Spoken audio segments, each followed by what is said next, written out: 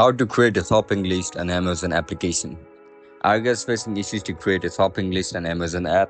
If that's so, then this video might help you out. Without further ado, let's get started. First of all, open Amazon app on your mobile device.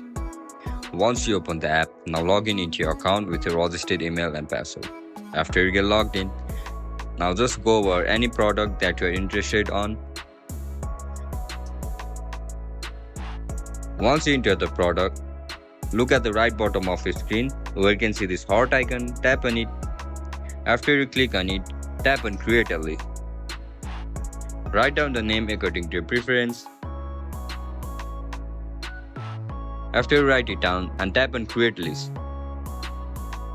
And that's it guys, that's how you're gonna create shopping list on Amazon application. Now just repeat same process for all the product that you're interested on. That's it guys.